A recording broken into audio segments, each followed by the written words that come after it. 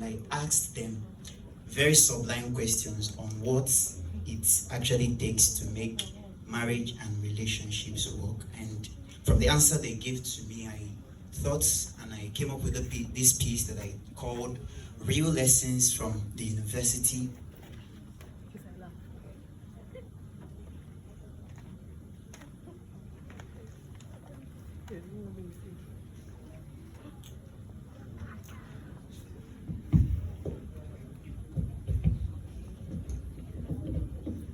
All right, I call this the Real Lessons from the University of Foolishness. Let go.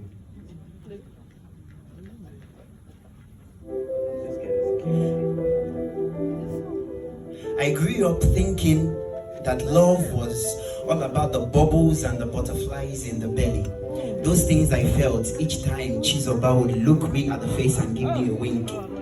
Each time she would hang around the window near my desk just to tell me about the next book she was reading. Each time she would call me to come share in her meal. I mean, she was the most intelligent and most beautiful girl in high school, and every boy had eyes on her. But she chose to set her eyes on me instead.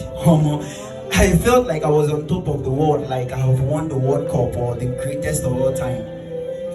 But then life happened, and slowly but surely nothing came out of what looked like the most heavenly feelings I ever had on earth.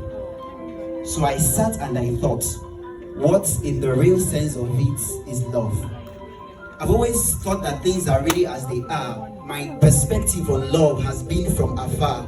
I've always thought that love is that one bed of roses with no thorns. But it turned out not to be so when it got to my turn.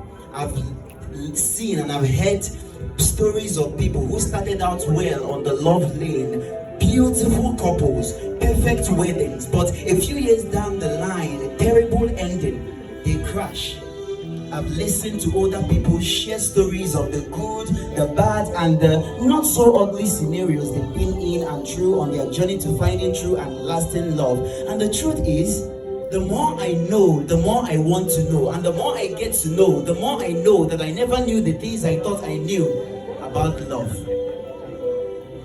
They say what an aged man sits down to see, a boy will not see even if he climbs the top of a mountain. So I set myself to see through the eyes of veterans who had gone ahead of me. And I have learned that just like they say that this life is not balanced, say life no balance, so also is true love. It's not balanced. It's like an algebraic equation. And to balance the equation, you must apply the principle of elimination. You must eliminate yourself. And this happens when you put the other person first.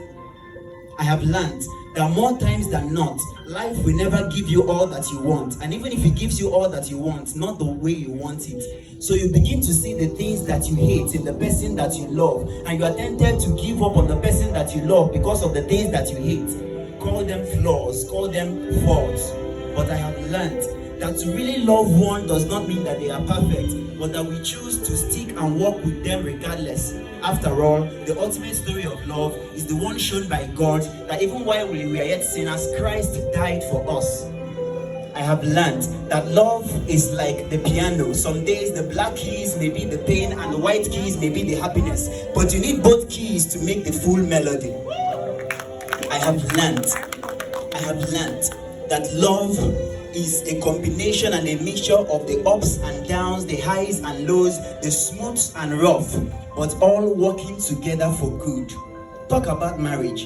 A lot of people today are scared of tying the knots. They don't know who to trust. Many are confused trying to connect the dots. Who invented breakups? What does it take to make love beautiful? Does it need makeup? Husband and wife material, what are they made of? How do we remain in love after we marry? Who can save a dying relationship? Is it Mwabali? But for me, I have learned that a blissful marriage is like the promised land. It does, even though there are giants in there, that doesn't mean that it's not a land flowing with milk and honey. It's all a matter of who has the courage and is willing to risk and enter in. So please give me this mountain, because I guess I'm on the path to becoming the best husband that my future wife deserves. And one more lesson I have learned, and I guess You should hear that yourself.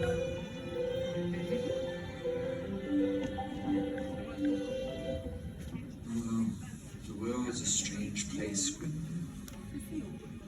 Never underestimate the power of love. I've seen it change many things.